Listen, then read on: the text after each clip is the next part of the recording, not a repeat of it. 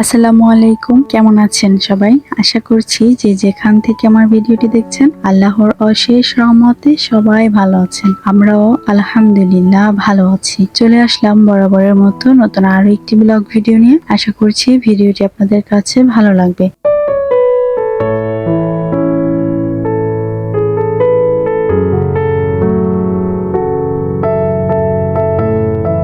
ব্লগটি শুরু করেছি গত দিনের দুপুর থেকে। এখানে আমরা দুপুরের লাঞ্চ নিয়েছি। আজকে শরীরটা বেশি ভালো ছিল না, যার কারণে বাইরে খেতে যাওয়া হয়নি। আমরা হোটেলের মধ্যেই খাবার অর্ডার দিয়েছিলাম, তো ওরা রুমে খাবার পাঠিয়ে দিয়েছে। এখানে ভাত নিয়েছি, করলা ভাজি, সাথে টুনা মাছ,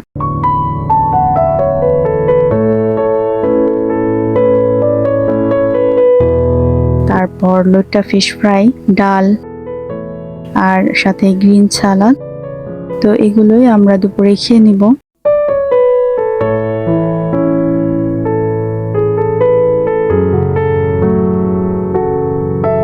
যারা কক্সবাজারে নতুন আসতে চাচ্ছেন তারা না টেনে পুরো ভিডিওটি দেখতে থাকুন, হয়তো ছোটখাটো টিপস আপনার গুরুত্বপূর্ণ কাজে লাগতে পারে।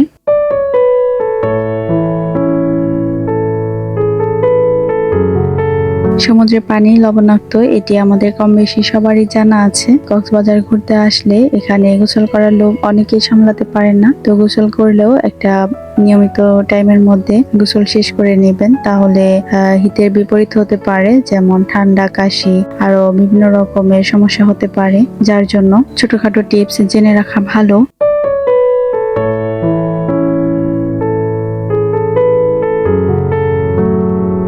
আমরাও গোসল করেছিলাম। হঠাৎ করে নতুন পরিবেশে নিজেদের খাপ খাইয়ে নিতেও একটু সময়ের প্রয়োজন হয়, যার কারণে একটু অসুস্থ অনুভব করছিলাম। তাই গতদিন দুপুরে খাবারের পর আর কোথাও বের হওয়া হয়নি। তারপর রাতের দিকে একটু বিচে এসেছিলাম, সেটার ভিডিও করে নিই। আজকের যে ভিডিওটি দেখতে পাচ্ছেন এটি হচ্ছে সকালের দিকের ভিডিও। আমরা নাস্তা সেরে তারপর এখানে এসেছি, আমাদের হোটেলের কাছের বিচে এসেছি।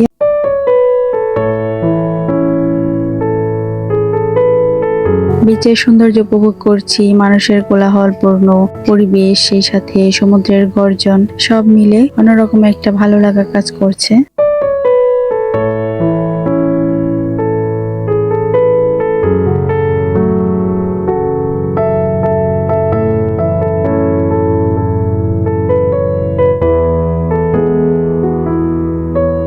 আজকে রাতে আমরা বাসে উঠবো এবং ঢাকায় ব্যাক করব, যার কারণে সারাদিন আমাদের হাতে আছে কক্সবাজার ঘুরে দেখার। তো এই সময়টুকুই কাজে লাগাচ্ছি, যেহেতু গতদিন বের হতে পারিনি কোথাও। প্রথমে আমরা সমুদ্র পাড়ে এসে এখানে একটু হাঁটাহাঁটি করলাম, তারপর সিটে বসেছিলাম।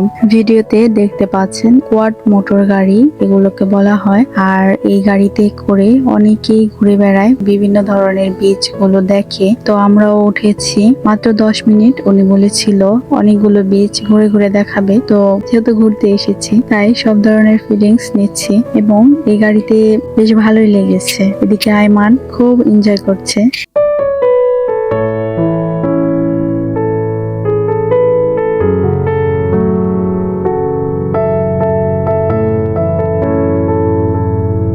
তারপর ঘোরাঘুরি শেষ করে আমরা একটা গাড়ি করে বার্মিস মার্কেটে চলে এসেছি। আর বার্মিস মার্কেটে কম বেশি সবাই জানেন এখানে সব ধরনের বার্মিস প্রোডাক্ট পাওয়া যায়, এবং বিভিন্ন ধরনের শুটকি, আচার এবং অন্যান্য অনেক কিছু পাওয়া যায়।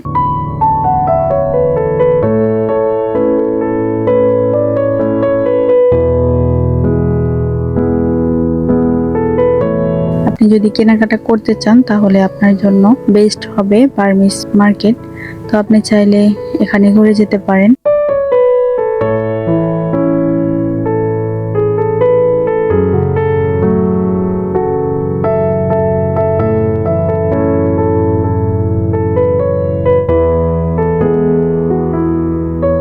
এখন আমরা আছি আচারের দোকানে। এখানে শুধু আচারই না, বালাচাও শুটকি আছে, বালাচাও চিংড়ি।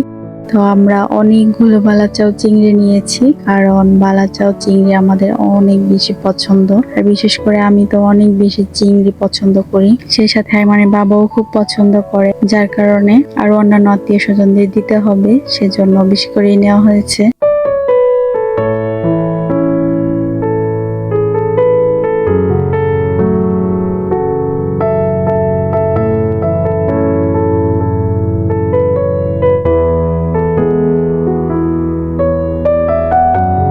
এখান থেকে আচার, চকলেট, তারপর বালাচাও চিংড়ি এগুলো কেনাকাটা শেষ করে এখন আমরা চলে যাব শুটকির মার্কেটে।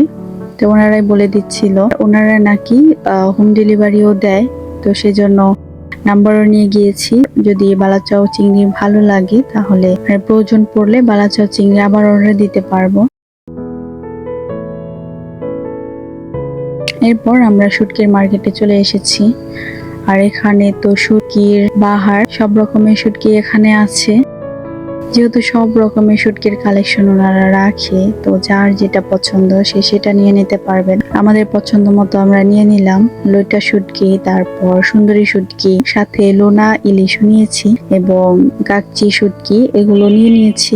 শুটকির মধ্যে এগুলোই বেশি পছন্দ করি।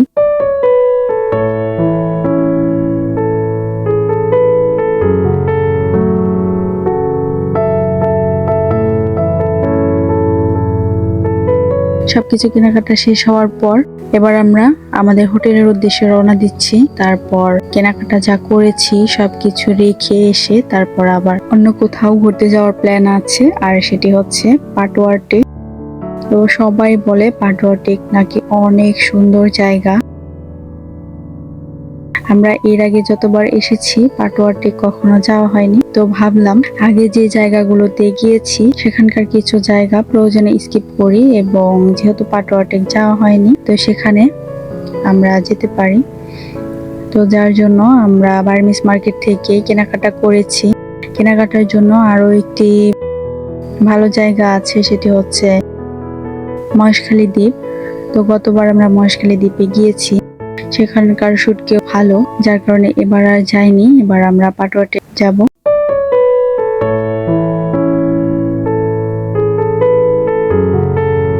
ইতিমধ্যে রওনাও দিয়ে দিয়েছি পাটোয়া টেক যাওয়ার জন্য। আমরা ডলফিন মোড় থেকে একটা সিএনজি রিজার্ভ নিয়েছি, যেহেতু আমাদের হাতে বেশি সময় ছিল না, সন্ধ্যার আগে আমাদের ব্যাক করতে হবে আবার এখানে। তো অটো বা জিপ গাড়ি এগুলো সচরাচর চলাফেরা করে, আমাদের দ্রুতগামী যান দরকার ছিল, যার কারণে আমরা সিএনজি রিজার্ভ করেছি। ডলফিন মোড় থেকে সাধারণত 1200 থেকে 1500 টাকার মতো গাড়ি ভাড়া নিয়ে থাকি, তো আমাদের ভাড়া নিয়েছিল 1500। আলহামদুলিল্লাহ আমরা নির্দিষ্ট সময়ের মধ্যে পৌঁছেও গিয়েছি। আর যেহেতু পাটোয়া টেক মেন ফোকাস ছিল, সোজা পাটোয়া টেক গিয়েই থেমেছি। এর আগে যতগুলো বীচ চোখে পড়েছে সেগুলোতে আর থামা হয়নি। আমাদের টার্গেট ছিল প্রথমে পাটোয়া টেক যাব, তারপর ওখান থেকে একে একে একটা একটা বীচ দেখতে দেখতে আসবো। তো যেমন ভাবনা তেমনই কাজ, এভাবেই পাটোয়া টেক চলে গিয়েছি। এবং এখানকার সৌন্দর্য আলহামদুলিল্লাহ, জাস্ট আপনারা ভিডিও দেখে বুঝে নিবেন কতটা সুন্দর। সামনে পাহাড়, একদিকে সমুদ্র, সমুদ্রের গর্জন, সাথে পাথরের সৌন্দর্য, সবকিছু মিলে অন্যরকম সৌন্দর্য, বলে বোঝানোর মতো না। তো আপনারা যদি কেউ কক্সবাজার আসেন তাহলে পাটোয়া টেকের সৌন্দর্য অবশ্যই উপভোগ করে যাবেন।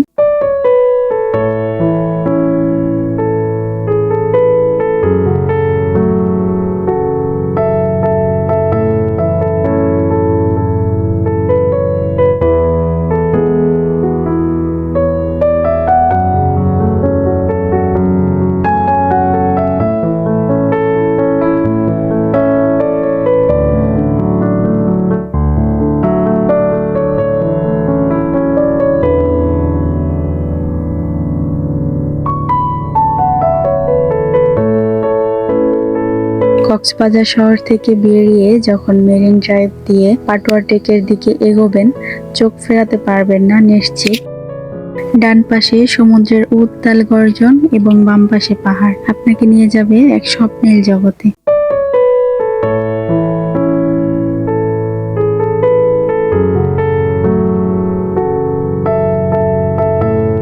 পাটোয়া টেক বিচে আমাদের এত বেশি ভালো লেগেছিল যেটা বলে বোঝানোর মতো না। মনে হচ্ছিল বসেই থাকি এই সৌন্দর্য উপভোগ করতেই থাকি, কিন্তু কি আর করার, আমাদের হাতে ধরা বাঁধার সময় ছিল, যেটার বাইরে আসলে লেট করা যাবে না, যেহেতু নির্ধারিত সময়ে টিকিট কাটা হয়ে গেছে। এরপর আমরা ইনানি বিচের দিকে এসেছি। ইনানি বিচে ডাবের পানি খেয়েছি। এখানে যে মেন ফোকাস সেটি ছিল সাম্পান মাঝি নৌকা। তো এগুলো তো দেখতে অনেক বেশি ভালো লাগে, সেগুলো একটু দেখে নিলাম। এরপর ভাইরাল কাজলের বীজ বলে যেটিকে চিনে, মূলত ইনানি বীজের একটি অংশ। এখানে বিভিন্ন রকমের ঝাউ গাছের সাথে বিভিন্ন রকমের দোলনায় দোল খাচ্ছে মানুষ। আর এখানেই নাকি ভাইরাল কাজল এসে ভিডিও করে ছবি তুলে দেয়। তো আমরা তার দেখা পাইনি, আর তার দেখা পেলেও আমাদের ওইভাবে ভিডিও করা ছবি তোলার কোনো সময় ছিল না। জাস্ট হেঁটে গিয়েছি আর দেখেছি এভাবেই, তারপর গাড়িতে উঠে চলে গিয়েছি আমাদের গন্তব্যস্থলে। আর আরো একটা ইচ্ছা ছিল, সেটি হচ্ছে সন্ধ্যার দিকে সূর্যাস্ত দেখবো। তো সেটা আর হলো কোথায়, যেতে যেতে রাস্তায় দেখতে পাচ্ছি সূর্যাস্তের যে অবস্থা। যতবারই কক্সবাজারে এসে সূর্যাস্ত দেখতে চেয়েছি, ততবারই সূর্য মনে হচ্ছে যেন ডিমের কুসুমের মতো ফেটে গিয়েছে। তো কি আর করব, সূর্যাস্ত আর দেখা হলো না। তো এভাবে রাস্তায় যাচ্ছি আর একটু একটু করে ভিডিও করে নিচ্ছি। তো এখন যাচ্ছি ডলফিন মোড়ের দিকে। এখনো পর্যন্ত আমাদের দুপুরে খাওয়া হয়নি। ওখানে গিয়ে একটা হোটেল থেকে খাবার খেয়ে তারপর আমাদের রুমে যাব। জামা কাপড় সবকিছু সকালের দিকে প্যাকিং করে ফেলেছিলাম, এখন শুধু হাতে নিব আর বাস স্ট্যান্ডে চলে আসব। খাবার অর্ডার করেছি হোটেলে এসে। এখানে বিভিন্ন রকমের ভর্তা, ভাজি, সবজি, ডাল, তারপর লোটা ফিশ ফ্রাই এগুলো নিয়েছি। যেহেতু আমাদের হাতে আর 2 ঘন্টার মতো সময় আছে, এর জন্য আমাদের খাবারটা শেষ করে নিচ্ছি। আর আমি একটা বমির ওষুধ খেয়ে নিব। আমার লং জার্নি সমস্যা হয় না, তবুও রিস্ক নিতে চাই না, যেহেতু ছোট বাচ্চা আছে সাথে। আমি যদি অসুস্থ হয়ে পড়ি তাহলে লং জার্নিতে বাচ্চারও সমস্যা হতে পারে। তো আপনারাও চাইলে লং জার্নিতে কোনো সমস্যা থাকলে এভাবে জার্নি শুরু করার প্রায় 1 ঘন্টা আগে অন্তত খাবার খেয়ে নিবেন। এর মধ্যে আর কোনো রকমের ভারী খাবার খাবেন না, এবং বমিজনিত কোনো সমস্যা থাকলে বমির ওষুধ খেয়ে নেবেন। তো ওইভাবে চেষ্টা করেছি একটু একটু ছোটখাটো টিপস আপনাদের সাথে শেয়ার করার। জানি না কার কতটুকু উপকারে আসবে বা কার কাছে কতটুকু ভালো লেগেছে, তবে প্লিজ আপনার যদি কোথাও একটু ভিডিও ভালো লেগে যায় তাহলে আমার ভিডিওতে একটি লাইক দিয়ে দিবেন, এবং এই ধরনের ভিডিও প্রতিদিন দেখতে চাইলে আমার চ্যানেলটি সাবস্ক্রাইব করবেন। কাজটি যদি আপনি অলরেডি করে থেকে থাকেন, আপনাকে অসংখ্য ধন্যবাদ। বিদায় নিচ্ছি আজ এখানেই। সবাই ভালো থাকবেন, সুস্থ থাকবেন। ফিরে আসবো নতুন আরো কোনো ব্লগ ভিডিও নিয়ে। আল্লাহ হাফিজ, আসসালামু আলাইকুম।